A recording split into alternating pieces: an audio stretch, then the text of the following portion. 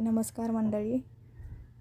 तर आपल्या बायकांचा जिव्हाळ्याचा प्रश्न म्हणजे वाळवण, कुरडया पापड आणि गहू, तांदूळ, बाजरी, ज्वारी हे वर्षभरासाठी साठवून ठेवायचं. पण साठवून ठेवलं की बऱ्याचदा काय होतं, त्याला सोनकिडे किंवा आळ्या लागतात किंवा ते छोटे छोटे बटरफ्लाय असतात तसे लागतात.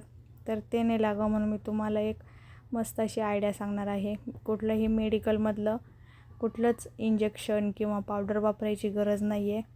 तर मी पण मागच्या वर्षीपर्यंत पावडरच वापरत होते. माझ्या बहिणीने सांगितलं ती वापरत जाऊ नको. आता तिचे फायदे तोटे नुकसान मला काही माहिती नाही आहे, पण बोलतात की वापरली नाही पाहिजे जास्त प्रमाणात. तर ही माझी मागच्या वर्षीची पावडर आहे. तर मी मागच्या वर्षी यूज करत होते. तर ह्या वर्षी माझ्या बहिणीने सांगितलं पावडर वगैरे यूज करायची नाही. तर तिची सांगितलेली पद्धत आहे की आपले कडुलिंबाचा पाला असतो ना, तो सुकवायचा, सावलीत सुकवायचा.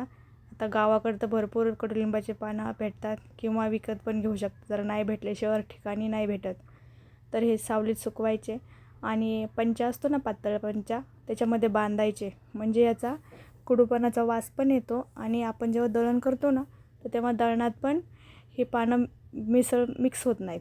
नाही तर मग कधी कधी कडू वास यायला लागतो पिठाचा. नाही तर मग 2 नंबर काय करायचं, भीमसेनी कापूर घ्यायचा आणि त्याच्यामध्ये हिंगाचा खडा टाकायचा. जो हिंग खडा भेटतो ना, खडा टाकायचा, पावडर नाही. आणि याची पोटली बांधून आहे ना, ज्या आपण डब्यात ठेवणार आहोत, डिक्की म्हणा किंवा टीप डब्बा, जे पण आपण साठवून ठेवणार आहोत ना धान्य, त्याच्या बुडाला टाकायचं. जर डिक्कीत टाकणार असेल ना, तर 4 कोपऱ्याला 4 छोट्या छोट्या पोटल्या बांधून टाकायच्या. तर त्याने काय होतं, खराब होत नाही. हे आपण गव्हात, ज्वारी, बाजरी, तांदूळ सगळ्या याच्यात करू शकता. आता बघा मी तांदळामध्ये केलं. आता ही गहू आहेत, याला मी स्वच्छ करणार आणि याला पण त्याचप्रमाणे पोटली बांधून ठेवणार डिक्कीमध्ये. म्हणजे 1 वर्षभर हे खराब होत नाहीत. जरी राहिले तरी याला आळ्या वगैरे काहीच लागत नाहीत. ही आयडिया नक्की ट्राय करा. जर तुम्हाला हा आपला व्हिडिओ आवडला असेल तर लाईक, शेअर, सबस्क्राईब करा आणि थँक्यू.